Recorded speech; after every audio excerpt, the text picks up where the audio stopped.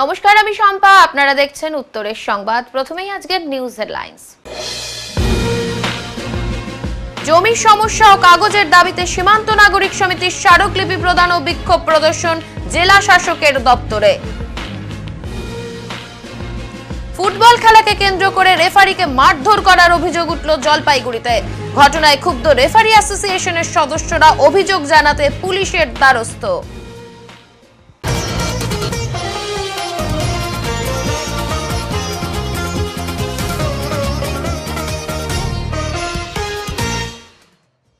শ্রীকৃষ্ণের জন্ম উৎসব পালিত হলো যথাযোগ্য আড়ম্বরের সাথে। সোমবার জলপাইগুড়ি জেলা জুড়ে পালিত হলো শ্রীকৃষ্ণের জন্মদিন। আর সেই উপলক্ষেই জলপাইগুড়ির বিভিন্ন মন্দিরগুলি সেজে উঠেছিল। ভোজন কীর্তন এছাড়াও বিভিন্ন মন্দিরগুলিতে সাংস্কৃতিক অনুষ্ঠানেরও আয়োজন করা হয়।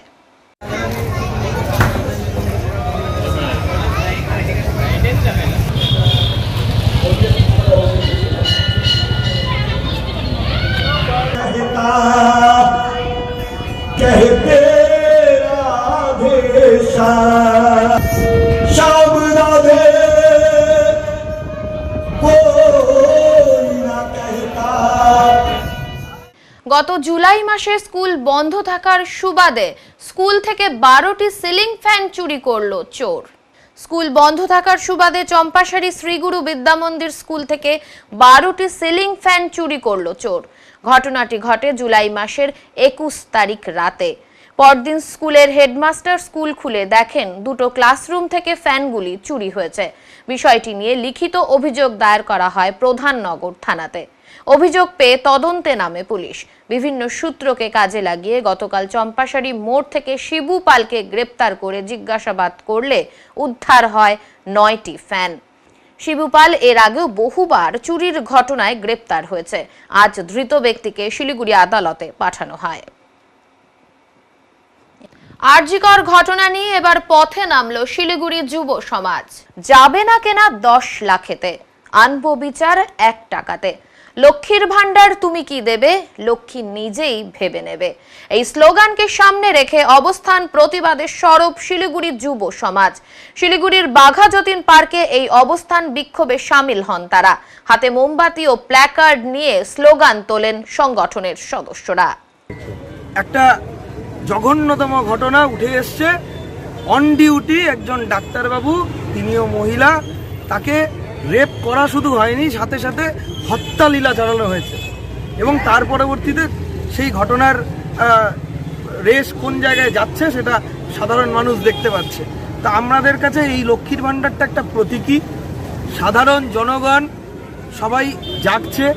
আজকে শিলিগুড়ির আপামর জনসাধারণ, আমরা নাগরিক সমাজ সবাই মিলে একসাথে এসছি।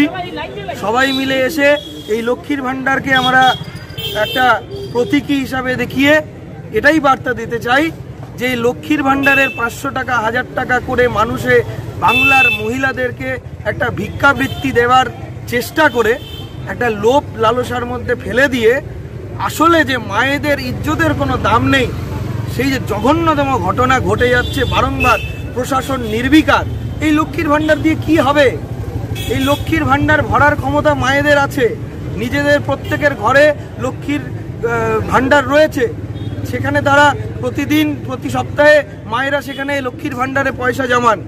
তার জন্য রাজ্য সরকারের দান খয়রাতির প্রয়োজন নেই, বরং রাজ্য সরকারের মায়েদের সম্মান, মেয়েদের নিরাপত্তা, মায়েদের নিরাপত্তাটা দেওয়াটা আসল কর্তব্য। এটাই আমাদের বক্তব্য। উত্তরবঙ্গের তথা জলপাইগুড়ির ঐতিহ্যবাহী রাজবাড়ির দুর্গাপুজো এবার 515 বছরে পদার্পণ করতে চলেছে। বৈকুণ্ঠপুর রাজবাড়ির দুর্গাপুজোর কাঠাম পুজো মঙ্গলবার সকালে রাজবাড়ির মন্দিরেই অনুষ্ঠিত হয়। এর পাশাপাশি কাদো খেলারও আয়োজন করা হয়েছিল এখানে। জলপাইগুড়ি তথা উত্তরবঙ্গের মধ্যে একটি অন্যতম এবং খ্যাতি সম্পন্ন পুজো হলো রাজবাড়ির দুর্গাপুজো। এদিন রাজ পরিবারের সদস্যদের উপস্থিতিতে কাঠামো পুজো অনুষ্ঠিত হলো। নিয়ম নিষ্ঠা মেনেই কাঠাম পুজো অনুষ্ঠিত হলো এখানে। পুজো হওয়ার পর কাদো খেলারও আয়োজন করা হয়েছিল। এই কাদো খেলাতে এলাকার বাচ্চারা অংশগ্রহণ করে, যা দেখতে রীতিমতো অনেকেই ভিড় করেছিলেন। মূলত আজ নন্দ উৎসব বলেই পরিচিত। কাঠাম পুজোর পর কাদো উৎসবের মাটি দিয়েই রাজবাড়ির দুর্গা মূর্তি তৈরি হয় বলে জানিয়েছেন রাজবাড়ির রাজপুরোহিত শিবু ঘোষাল।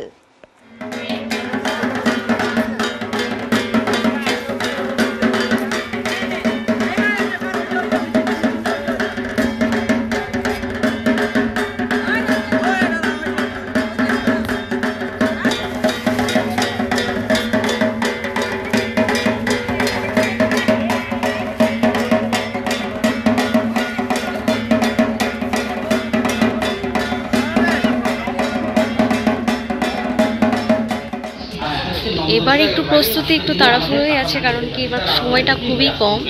এই জন্মাষ্টমীর পুজো আর এই মনসা পুজোর পরে এই সময়টা খুব 1 মাস আছে। আর তো আজ তো কাঠাম পুজো হলো, কাল রাতে আমাদের জন্মাষ্টমী পুজো হয়েছিল। আজকে কাঠাম পুজোর পরে আমাদের নন্দ উৎসবে কাদা খেলা হয়, সবাই মিলে কাদা খেলে। এই কাদা মাটি দিয়ে আমাদের মা দুর্গার মূর্তি আজকে শুভারম্ভ হবে। তারপরে এই মূর্তি তৈরির কাজ শুরু হবে। তার পাশে তো শাড়ির ঠাকুরের সাজসজ্জা এসব চলবে। দেবো মায়ের যখন শরীরে ফার্স্ট মাটি লাগানো হবে, পালের মাটির সাথে এই মাটি মিশিয়েই মায়ের গায়ে লাগানো হবে। কতম বর্ষ এই পূজা রাজবাড়ির? অতি প্রাচীন পুজো, 515 বছরের। এটা কালিকাপুরের মতো এই পুজো হয়। দেবী হচ্ছে তপ্ত কাঞ্চন বর্ণ।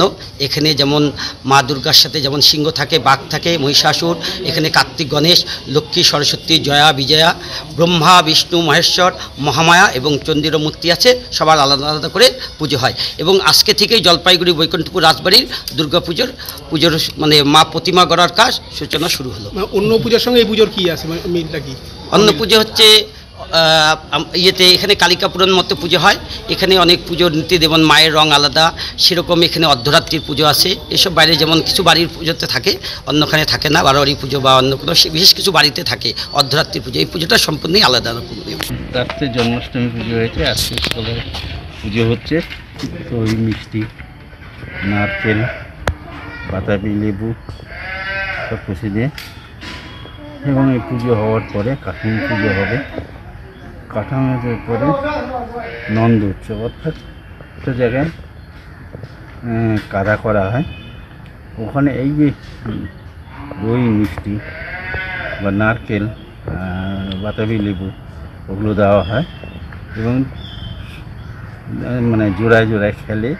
কিরকম খেলাটা না, নারকেল একজন নেবে আর একজন তাকে কাটবে, এই খেলাটা হয়। এটা বহু যুগ থেকে চলে আসছে, এটাকে নন্দ উৎসব বলা হয়। আমিও ছোটোবেলা যখন ছিলাম তখন আমিও খেলেছি। আর এই যে কাদাটা যেটা হবে সেটা রেখে দেওয়া হয়। আজকে একটা কাঠাম পুজো হচ্ছে, যখন মাকে ধরা হবে তখন এই কাদাটা কাজে লাগে। এবার কততম বছরে এইটা? 500 মনে হচ্ছে 15 হবে, কিন্তু ঠিক আছে। রাজবাড়ির একটি নিয়ম, বুঝলাম না যে রাজ পরিবারের কি নিয়মে একটু নিয়ম, মানে অন্যান্য পূজার সঙ্গে রাজবাড়ির বা পুজোর বৈশিষ্ট্যটা কি যদি একটু বলেন, অন্যান্য পুজোর তুলনায় কি আলাদা? পুজোর জিনিসটা তো একই, মন্ত্র একই, সব একই থাকে। হ্যাঁ, নিয়ম নিষ্ঠা করে যেটা করা হয় এটাকে। সংবাদে এখন সময় বিরতির, ফিরে আসছি বিরতির পর, সঙ্গে থাকুন। সব সময় সব দিকের সব খবর পেতে সাবস্ক্রাইব করুন, বেল আইকনটি প্রেস করে আপডেট থাকুন।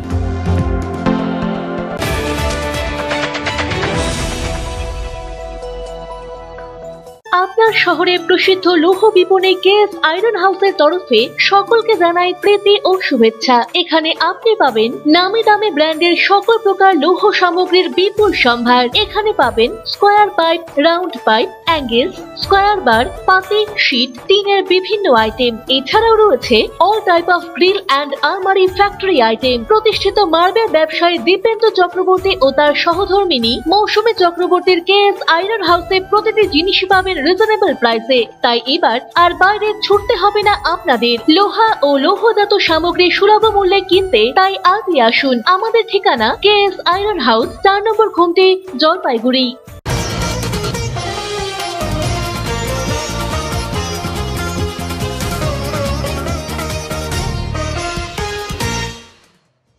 জমির কাগজের দাবিতে সীমান্ত নাগরিক সমিতির স্মারকলিপি প্রদান জেলা শাসকের দপ্তরে। জমির সমস্যা নিয়ে বেরুবাড়ি সীমান্ত নাগরিক সমিতির এলাকার বাসিন্দারা আজ জেলা শাসকের দপ্তরে বিক্ষোভ প্রদর্শন ও স্মারকলিপি প্রদান করেন। মঙ্গলবার পিডব্লিউডি মোড় থেকে একটি মিছিল জেলা শাসকের দপ্তরের সামনে গিয়ে শেষ হয়। সীমান্তবর্তী এলাকার মধ্যে বেরুবাড়ি নাগরিকরা তাদের জমির জট কাটিয়ে তাদের নিজস্ব কাগজের দাবিতে আজ স্মারকলিপি প্রদান করেন। তারা জানান, দীর্ঘ 9 বছর থেকে বিভিন্ন দপ্তরে ঘুরেও তাদের কাগজপত্র এখনো হচ্ছে না, অথচ এখানে প্রায় 8 থেকে 9 হাজার বাসিন্দারা স্থায়ীভাবে বসবাস করে আসছেন, তাদের নিজস্ব কোনো কাগজপত্র নেই। আর এরই দাবিতে আজকের এই স্মারকলিপি প্রদান ও বিক্ষোভ প্রদর্শন বলে জানা গেছে। আমার একটাই কথা, আমাদের রাজ্যের ভূমি রাজস্ব মন্ত্রী পশ্চিমবঙ্গের মুখ্যমন্ত্রী মমতা ব্যানার্জি, উনি ভূমি রাজস্ব, উনি স্বাস্থ্য, উনি স্বরাষ্ট্র, উনি সব। এবং রাজ্যে প্রচলিত একটু কথাই আছে যে এই রাজ্যে একটাই পোস্ট, বাকি সব ল্যাম্প পোস্ট। তো সেই ল্যাম্প পোস্টগুলোর কাছে তো কোনো লাভ নাই। রাজ্যের ভূমি সংস্কার মন্ত্রী তিনি নিজে উপস্থিত ছিলেন 2015 সালে, যখন ভারত বাংলাদেশ স্থল সীমান্ত চুক্তি সম্পাদিত হয়। 2015 সালের পর এটা 2024 সাল, এই 9 বছর এরা কি মুখে ঘাস নিয়ে বসে আছে? সীমান্তের 8,000 মানুষ তারা জমির খতিয়ান থেকে বঞ্চিত, সেটেলমেন্ট না হওয়ার কারণে জমির খতিয়ান হাতে পাচ্ছে না। আর খতিয়ান না থাকলে রাজ্যে কৃষক যোজনা, কেন্দ্র সরকারের কৃষক যোজনা, ফসল বীমা যোজনা, সব কিছু থেকে এরা বঞ্চিত। তো সীমান্তে বসবাস করে বলে এরা কি সব দ্বিতীয় শ্রেণীর নাগরিক নাকি? আমরা ডিএমকে, ডিএলআরওকে আজকে এই বিষয়ে দাবিপত্র দিয়ে এই কথাই বলবো, দ্রুতই ব্যবস্থা না হলে সীমান্তের মা বোনদের নিয়ে এসে, সমস্ত সপরিবারের লোক নিয়ে এসে আমরা ধর্নাও দেব অথবা রাস্তা অবরোধ করব, অন্য বিকল্প আন্দোলনে যাব। আমাদের মূল দাবি হচ্ছে যে দীর্ঘ 17 বছর আন্দোলন করার পর আমাদের যে অ্যাডভান্সল্যান্ডের আমরা যেটা দাবি আদায় করতে পারলাম, আমাদের যেটা স্থায়ী স্থিতি অবস্থা বজায় রাখলো, আজকে 9 বছর অতিক্রান্ত হয়ে গেল, ওইখানকার মানুষরা কোনো জমির কাগজ ওদের নাই। আমরা মূলত চাচ্ছি আমাদের জমির কাগজ দেওয়া হোক। আজকে এতদিন আমরা নাগরিক ভারতের ছিলাম, কিন্তু জমি জমা হিসাবে আমরা বাংলাদেশ ছিলাম। তা আমাদের জন্য এখনো পর্যন্ত কোনো ব্যবস্থা হয়নি, এইটা হচ্ছে আমাদের 1 নম্বর দাবি। তো কতগুলো গ্রামে আমাদের এইখানে গ্রাম বহু, মানে মূল মানে পাড়া যদি ধরেন, পাড়া অনেক, হ্যাঁ মৌজা হচ্ছে এইখানে আমাদের নাউতারি, দেবোত্তর, কাজলডিগি সিট, তারপরে শিলাহাটি সিট এবং পরশশী সিট, এই এতগুলি সিটে প্রায় 8,000-এর মতো মানুষ বসবাস করে। আজকে এখানকার মানুষ সরকারি কোনো রকম যে কতগুলি ওয়েলফেয়ার প্রকল্প আছে সেটার থেকেও বঞ্চিত, এবং মূলত জমির থেকেই বঞ্চিত, ওদের কোনো কাগজ নেই। কোন জায়গায় জট আটকে আছে? এখন জটটা হচ্ছে, এটা আমরা ইতিপূর্বে বহুবার ডিএলআরওর কাছে এবং মাননীয় জেলা শাসকের কাছে গিয়েছিলাম। ওনারা বলছে যে আমরা সরকারকে বলতেছি, কিন্তু ওই বলা পর্যন্তই শেষ। আমার মনে হয় এটা উদ্যোগের অভাব। বিএলআরও মাঝে মাঝে বলে আমাদের স্টাফ নাই, যার জন্য আমরা ফিল্ডে এই সমস্ত কাজ করতে পারছি না।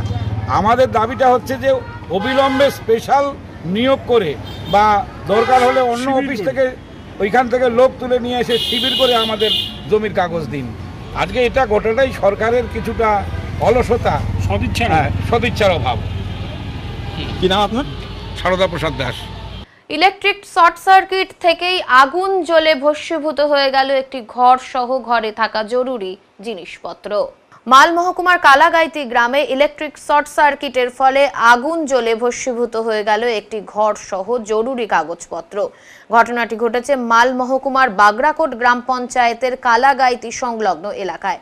ঘটনা প্রসঙ্গে জানা যায়, আনুমানিক রাত 9টা নাগাদ কালাগাইতি গ্রামের বাসিন্দা লীলা ছেত্রীর একমাত্র শোয়ার ঘরে হঠাৎ করেই আগুন লেগে যায়। ঘরে না থাকায় তারা প্রাণে বেঁচে যান। গ্রামবাসীরা আগুন জ্বলতে দেখে তৎক্ষণাৎ ছুটে আসে এবং সকলে মিলে আগুন নেভানোর চেষ্টা করেন। তবে আগুনের আকার এতটাই ভয়ানক ছিল যে কাছে যাওয়া সকলের ক্ষেত্রে অসম্ভব ছিল। তবুও গ্রামবাসীরা অনেকটাই আগুন নিয়ন্ত্রণে আনার চেষ্টা করেন। এছাড়াও গ্রামবাসীরা তৎক্ষণাৎ মালবাজার ফায়ার ব্রিগেডকে খবর দেন। পরবর্তীতে ফায়ার ব্রিগেডের একটি ইঞ্জিন আসে এবং আগুন কিছুটা নিয়ন্ত্রণে নিয়ে আসে।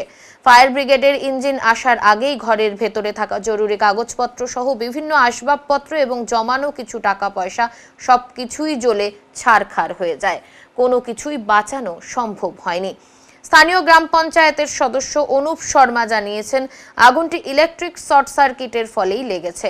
ইলেকট্রিক ডিপার্টমেন্টকে বারবার ফোন করা হলেও তারা ঘটনাস্থলে এখনো পর্যন্ত আসেনি। লীলা ছেত্রী সাধারণ একজন গ্রামের বাসিন্দা। তিনি জানান তার সবকিছুই আগুনে জ্বলে ভস্মীভূত হয়ে গেছে, তাই প্রশাসনের পক্ষ থেকে সহযোগিতার আবেদন করেন তিনি। जब आप कहाँ पे थे? मैं तो वहाँ मतलब दुकान से घर को आ रहा था, तो भाई ने फ़ोन करके बोला कि घर पे आग लग गई। तो मतलब जब यहाँ पर मतलब पहुँचते पहुँचते तो पूरा आग लग गया था, तो सब कुछ जल गया। अभी क्या चाह रहा है? अभी डॉक्यूमेंट्स भी मतलब सब कुछ चल गया, अभी तो कुछ नहीं है।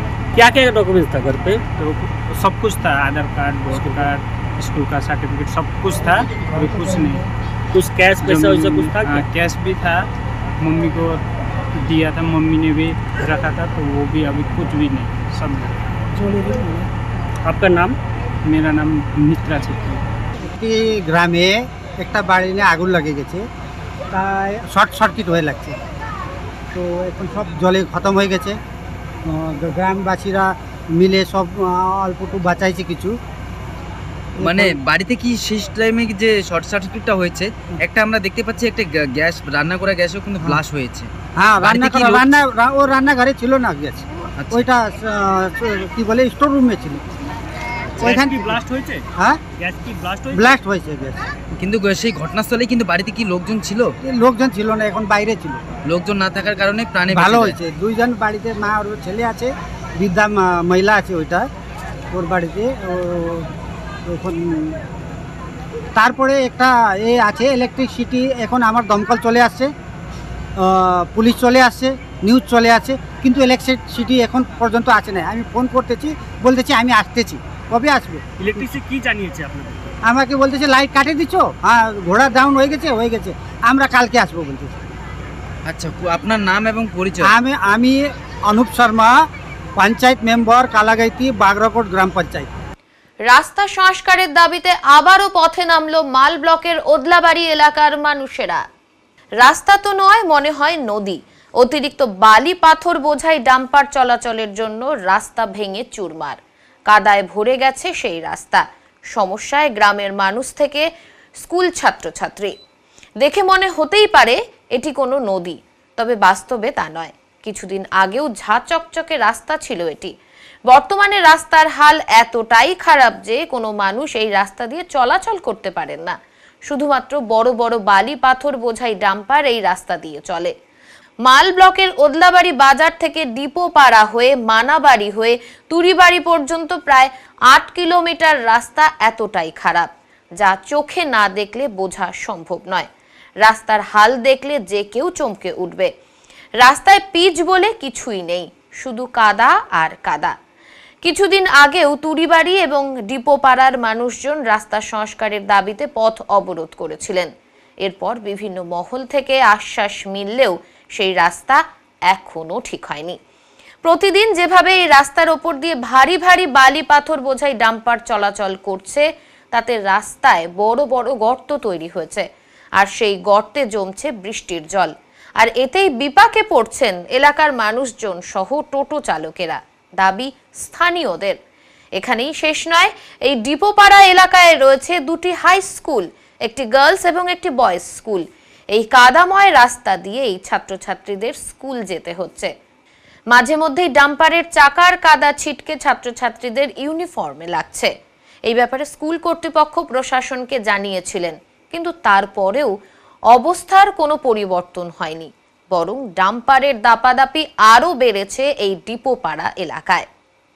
পথ চলতি মানুষ দীপক বারাইলি এবং টোটো চালক বিজয় ওরাও জানান, অতিরিক্ত ভারী ট্রাক চলাচলের জন্যই রাস্তার হাল এতটা খারাপ হয়েছে। বর্তমানে এই রাস্তা দিয়ে তারা যাতায়াত বন্ধ করে দিয়েছেন। ঘুরপথে অন্য রাস্তা দিয়ে মানাবাড়ি তুড়িবাড়ি হয়ে চলাচল করছেন। মাঝে মধ্যে এই রাস্তায় ঘটছে দুর্ঘটনা। অবিলম্বে রাস্তাটি ঠিক করা দরকার। রাস্তা তো এখন গাড়ি চালানো, টোটো বা ছোট গাড়ি চালানো এখন মুশকিল আছে। কি হয়েছে রাস্তা তো যা কাদা, যা খাড্ডা হয়ে গেছে, এখন বড় গাড়ি চলে ডাম্পার তখন অ্যাক্সিডেন্ট হয় না? অ্যাক্সিডেন্ট খুবই সম্ভাবনা আছে অ্যাক্সিডেন্ট হওয়ার। পুরো কাদা ভরে গেছে, পুরো কাদা ভরে গেছে। কবে থেকে এরকম? এখন হয়ে গেছে, এখন 2-3 মাস হয়ে গেছে। এখন ঠিক করে না? ঠিক করার কোনো ইয়ে হয় না। তোমাদের সমস্যা হয় না যাতে? আমাদের খুবই সমস্যা, আমাদের ভয় লাগে। এখন বাচ্চা টাচ্চা থাকে, গাড়ি লোড থাকে, যখন কখনো ফাল্টি হয়ে যেতে পারে, খুবই রিক্সে যায়। কত গাড়ি চলে এখনো? বড় ডাম্পার কত চলে? 100-200 টাকা প্রতিদিন? প্রতিদিন লোড ফুল লোডে থাকে। ওর জন্য কি রাস্তা খারাপ হলো? হ্যাঁ, ওর জন্যই হচ্ছে। তোমার নাম? আমার নাম বিজয় বাবু। এটা কোন জায়গা? এটা মানাবাড়ি। মানাবাড়ি এলাকার তৃণমূল পঞ্চায়েত সদস্য আশিক পূজা জানান, সত্যি রাস্তার হাল খুবই খারাপ। এই রাস্তা ছোট গাড়ি চলাচলের উপযুক্ত নেই, তবে বাধ্য হয়েই সাধারণ মানুষ অন্য পথ দিয়ে চলাচল করছেন। চা বাগানে শ্রমিকদের সমস্যা অনেকটাই বেড়েছে, কারণ মেইন রাস্তার অবস্থা ভীষণ খারাপ। রাত বিরতে সমস্যা হয় এই রাস্তা দিয়ে যাতায়াত করতে। গত 6-7 বছর আগে উত্তরবঙ্গ উন্নয়ন দপ্তরের পক্ষ থেকে ঝাঁচকচকে এই রাস্তাটি তৈরি করা হয়েছিল, কিন্তু অতিরিক্ত ভারী গাড়ি চলাচলের জন্য বর্তমানে রাস্তাটি শেষ হয়ে গেছে। পিচ বলতে কিছুই নেই এই রাস্তায়, শুধু কাদায় ভরে গেছে রাস্তাটি। এই রাস্তাটা ছাড়ে, এই রাস্তা যে এরকম অবস্থা হয়ে গেছে, সেই রাস্তাটা ছাড়ে এখন আমাদের যে পাবলিক চলা যে রাস্তা আছে, এইখানে এখন আর সেই গাড়িগুলো এইখান থেকে যাচ্ছে। হ্যাঁ, সেটা নিয়ে এখন এই রাস্তাটাকে দেখবো না এই রাস্তাটাকে দেখবো, এরকম হয়ে গেছে। তো বাগানের লোকদের অসুবিধা হচ্ছে? বাগানের লোকজন অনেক অসুবিধা হচ্ছে। বড় বড় গাড়িগুলো আসতেছে, মানে বাচ্চার স্কুল যায়। হ্যাঁ, এখন পাথর জোড়ায় বাস আসে, স্কুল বাস, ওদের জন্য অসুবিধা। তারপরে এখানে অনেক আর্মি স্কুলে পড়ে যে বাসগুলো, সেই বাসগুলো এই রাস্তাটা নিয়ে মানে আসতে চাচ্ছে না। মানে বাস অ্যাক্সিডেন্ট তো হচ্ছে। অ্যাক্সিডেন্ট তো হচ্ছে কি, টোটোখাটো উল্টে যাচ্ছে, টোটোগুলা উল্টে যাচ্ছে। সেই টোটোগুলো এখন এই যে আমাদের এই রাস্তাটা চলতেছে, যে আমাদের পাড়ার রাস্তা, এখানে চলতেছে গাড়ি, চলতেছে বোলেরো, যত পাবলিক গাড়ি এখান থেকে চলতেছে। যদি এই রাস্তা ভালো থাকতো তো এই রাস্তাতে চলতো। এই রাস্তায় এমন অবস্থা হয়ে গেছে এখন। ভারী গাড়ি চলার জন্য এরকম হলো নাকি? এটা সব ভারী গাড়ি, লোড গাড়ি। কোন রাস্তা এটা? এটা আমাদের মানাবাড়ি থেকে এটা টাচ করে সে পাথরজোড়া হয়ে তোমার মাংজিং তুরিবাড়ি অবধি খারাপ। তুরিবাড়ি অবধি খারাপ রাস্তাটা। ডিপোপাড়া এলাকার স্কুল ছাত্রছাত্রীদের অভিযোগ, এই ছবি শুধু আজকের নয়, গত 7-8 মাস ধরে এভাবেই জীবনের ঝুঁকি নিয়ে এই রাস্তা দিয়েই স্কুলে যাতায়াত করতে হচ্ছে। স্কুল টাইমে যেভাবে বড় বড় ডাম্পার রাস্তাতে চলছে, তাতে একদিকে যেমন ভয় লাগছে, তেমনি রাস্তার কাদা গায়ে ছিটকে পড়ছে। বিশেষ করে স্কুল টাইমে এত বড় বড় ডাম্পার চলাচল বন্ধ করুক প্রশাসন। পাশাপাশি রাস্তার হাল দ্রুত ঠিক করা দরকার। হ্যাঁ, কবে থেকে এরকম কাদা? যখন থেকে স্কুল যাই। তো এইভাবে কাদা পারে যেতে হয়? তোমার নাম? রাস্তাতে খুবই সমস্যা, এই যে ডাম্পার এতগুলো যায়, জল যে কাদা সবসময় ভুগে থাকে, যাইতে অসুবিধা হয়। কতদিন ধরে এটা? অনেক কাল থেকে এরকম হয়ে আছে, আগের থেকেই। ঠিক হয় না? না, এটা কোনো পরিস্থিতি ঠিক হচ্ছে না। কোন স্কুলে পড়াশোনা করো? Mollabari high school. নাম? বিশাল বলবো। এই রাস্তাটা ভালো না, সবসময় কাদা হয়ে থেকে ড্রেস নোংরা হয়ে যায়, যাওয়া আসা বড় গাড়ি চলে, অনেক অসুবিধা হয়ে যায়। যখন স্কুল যাওয়া চলা করো গাড়ি চলে? গাড়ি চলে তো, এই যে গেল তো এখনই গাড়ি সমস্যা হচ্ছে। হ্যাঁ, সমস্যা তো হচ্ছে। কি নাম তোমার? পাপন সরকার। কি সমস্যা হচ্ছে? এই যে আমরা স্কুল যাচ্ছি, রোজ আমাদের এত কাদা, আমাদের ড্রেসের দিন নোংরা হয়ে যাচ্ছে, রাস্তাতে এত ডাম্পার চলাচল করছে, আমাদের স্টুডেন্টদের খুবই অসুবিধা হচ্ছে এভাবে যেতে। এটা কি আজকে না প্রতিদিন? প্রতিদিনকার এটা। আমরা চাচ্ছি রাস্তাটা ভালো করা হোক। তোমার নাম? সাথী মাহাতো। যাওয়ার সময় এত স্পিডে যায়, ড্রেসের মধ্যে পুরো কাদা কুদা লেগে যায়, চিল্লাইলো শুনে না। এটা কি আজকে না অন্য দিন হয়? অনেক দিনই হচ্ছে। প্রতিদিনই হয়? হ্যাঁ, আমাদের হলো ড্রেসের মধ্যে লাগছে অনেকবার। তোমার নাম? অঙ্কিতা সরকার। বেহাল এই রাস্তা কবে ঠিক হবে তা নিয়ে প্রশ্ন তুলেছেন এলাকার মানুষজন। সকলের একটাই দাবি, দ্রুত রাস্তাটি ঠিক করে যাতায়াতের ব্যবস্থা ঠিক করা হোক। সংবাদে এখন সময় বিরতির, ফিরে আসছি বিরতির পর, সঙ্গে থাকুন। সব সময় সব দিকের সব খবর পেতে সাবস্ক্রাইব করুন বেল আইকনটি প্রেস করে আপডেট থাকুন।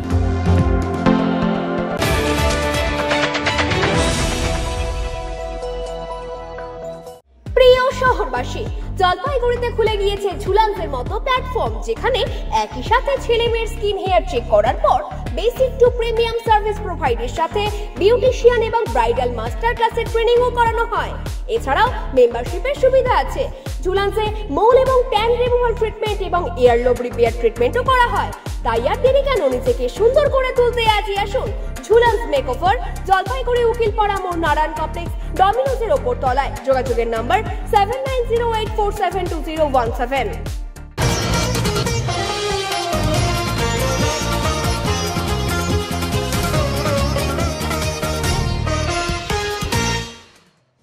ফুটবল ম্যাচ শেষে রেফারিকে মারধর করার অভিযোগ উঠল জলপাইগুড়িতে।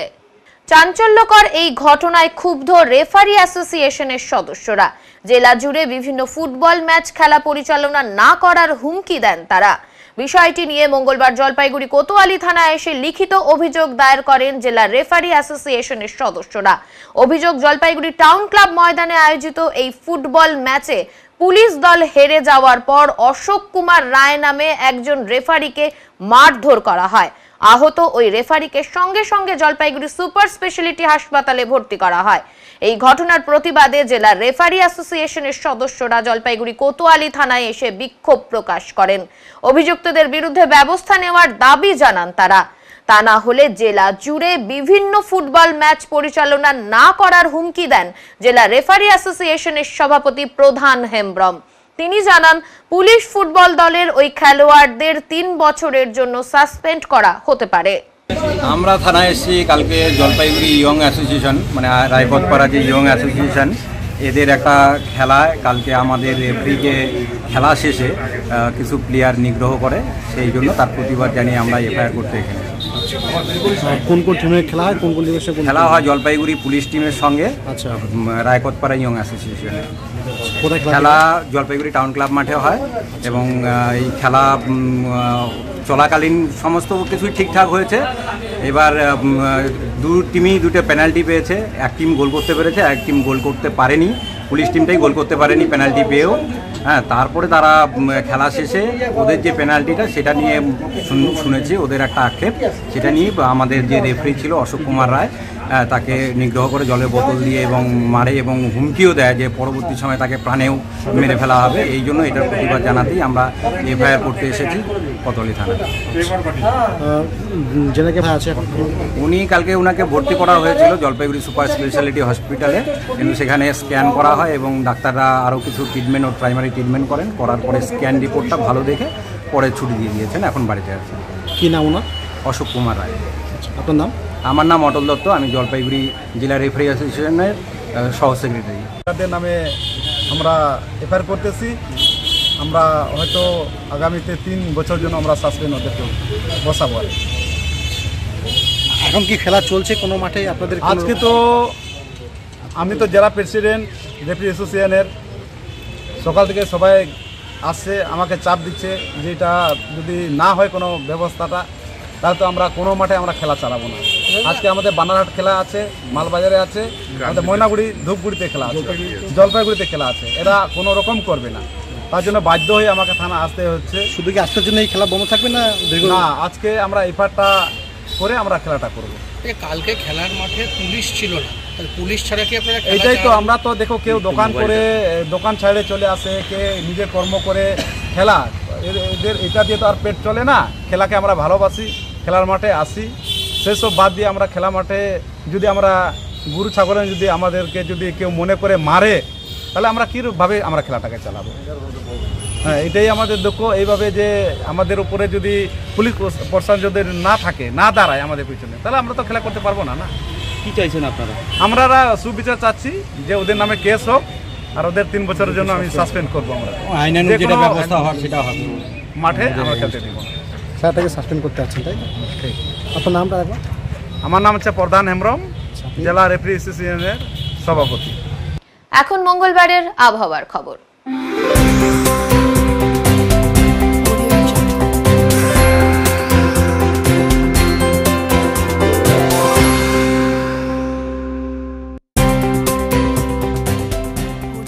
কেন্দ্রীয় আবহাওয়া দপ্তরের জলপাইগুড়ি কেন্দ্র থেকে পাওয়া তথ্য অনুযায়ী মঙ্গলবার দিনের সর্বোচ্চ তাপমাত্রা ছিল 33.3 ডিগ্রি সেলসিয়াস এবং সর্বনিম্ন তাপমাত্রা ছিল 27.1 ডিগ্রি সেলসিয়াস।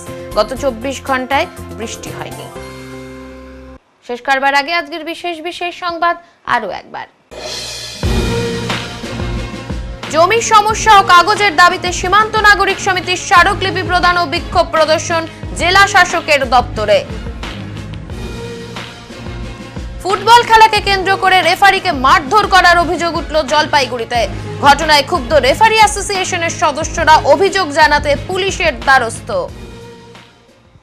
উত্তরের মনের পরিবেশনায় উত্তরের সংবাদ এখনকার মতো এই পর্যন্তই। নমস্কার।